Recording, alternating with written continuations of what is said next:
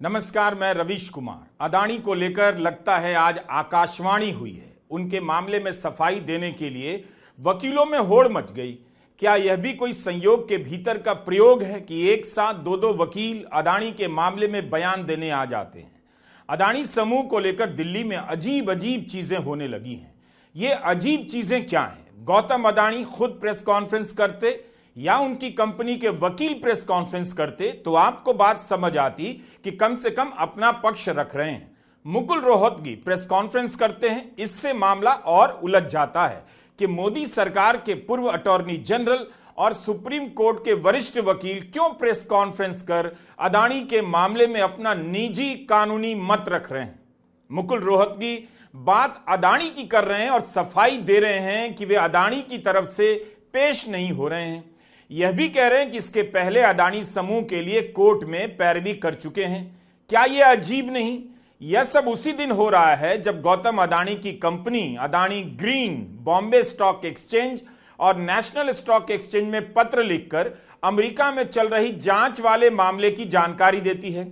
इस खबर की चर्चा पीछे चली जाती है और वकीलों की सफाई हेडलाइन में छा जाती है।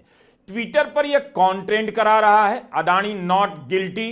क्या भारत की जनता हैशटैग चला रही है?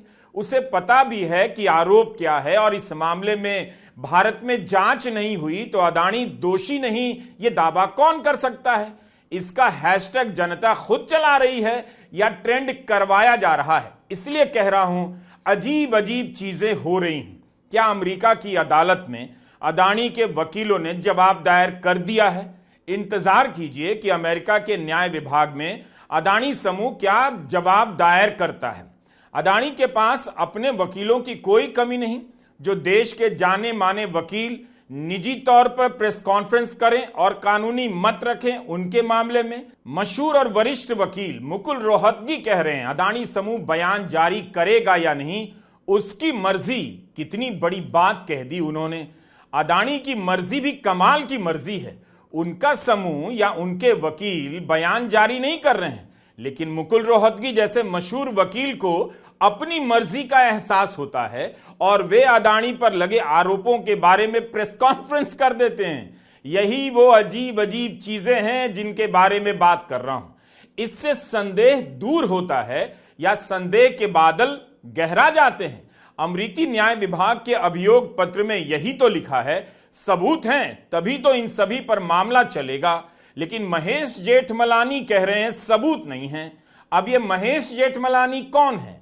मुकुल रोहतगी की तरह एक और नामी वकील हैं। उन्होंने अदानी मामले में प्रेस कॉन्फ्रेंस की। महेश जेठमलानी 2009 में मुंबई नॉर्थ सेंट्रल से बीजेपी के टिकट पर लोकसभा चुनाव लड़े मगर हार गए। 2021 में राष्ट्रपति ने उन्हें राज्यसभा का सदस्य मनोनीत किया। बीजेपी की राष्ट्रीय कार्यकारिणी के भी सदस्य रहे हैं। आज ही उन्होंने भी प्रेस कॉन्फ्रेंस कर दी जिस दिन अदानी ने Bombay stock exchange national stock exchange में अपना जवाब दायर किया है। क्या उस खबर को पीछे करने के लिए इस खबर का तूफान पैदा किया जा रहा है? महेश जेठमलानी कह रहे हैं अभियोग पत्र के अनुसार सिर्फ रिश्वत देने के षड्यंत्र की बात है, कोई साक्ष्य नहीं कि रिश्वत दी गई। क्या अमेरिका की अदालत में यह बात साबित हो चुकी है?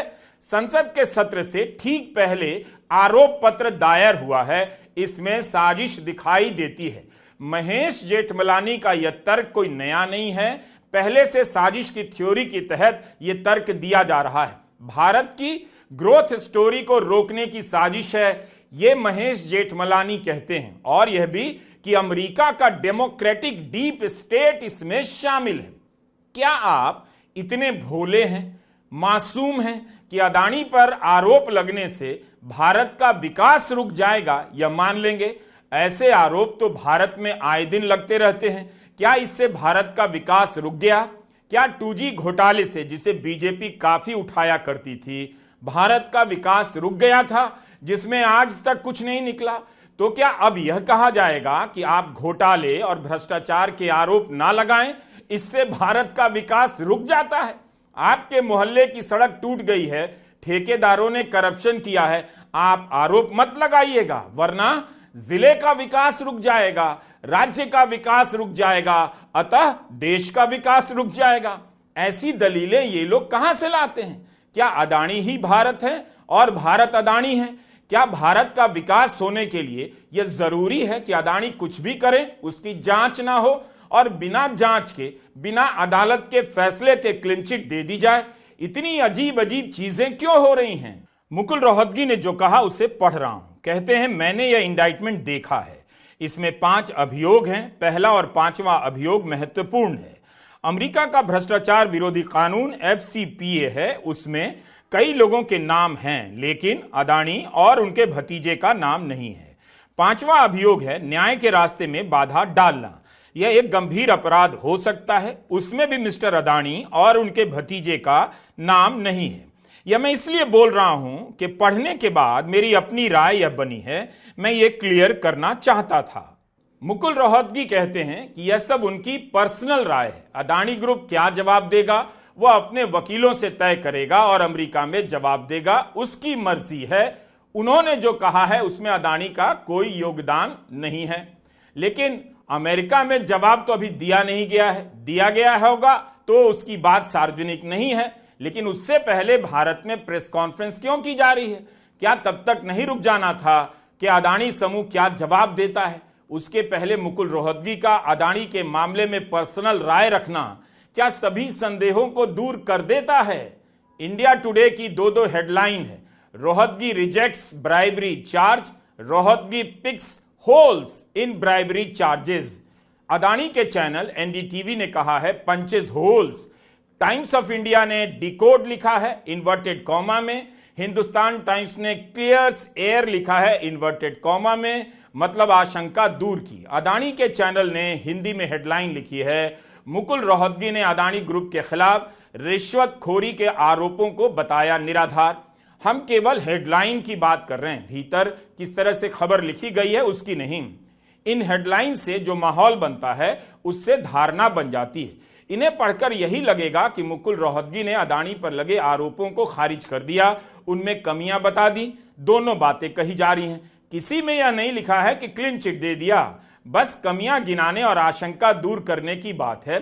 हेडलाइन में उद्धरण चिन्हों का इस्तेमाल कर सतर्कता बरती जा रही है। हेडलाइन में कहीं यह बात नहीं गूंज रही कि मुकुल रोहतगी की निजी राय है, पर्सनल कानूनी मत है, जबकि खुद रोहतगी ऐसा कह रहे हैं। लेकिन हेडलाइन एक तरह से फैसले का आभास दे रही है। नवभारत टाइम्स की हेडलाइन दिलचस्प है, अदानी पर अमेरिकी कोर्ट में केस, पूर्व अटॉर्नी जनरल ने बताया अभियोग में कहां कहां है नाम, आप भी जान लें। मीडिया की हेडलाइन से सतर्क रहा कीजिए, ध्यान से पढ़िए। याद कीजिएगा, अदानी पूर्व NDTV के चेयरमैन डॉक्टर प्रणय रॉय और राधिका रॉय पर CBI ने मामला दर्ज किया, छापे पड़े, तब क्या क्या आरोप लगाए गए। आज 7 साल की प्रताड़ना के बाद CBI ने उन्हें क्लीन चिट दे दी है, कहा कि कोई अपराध ही नहीं हुआ। इसके लिए कौन माफी मांगेगा? क्या कोई माफी मांग रहा है? क्या CBI के किसी अफसर के खिलाफ कार्रवाई हो रही है? क्या एक चैनल पर फर्जी मामले दायर करने से भारत का विकास नहीं रुक गया?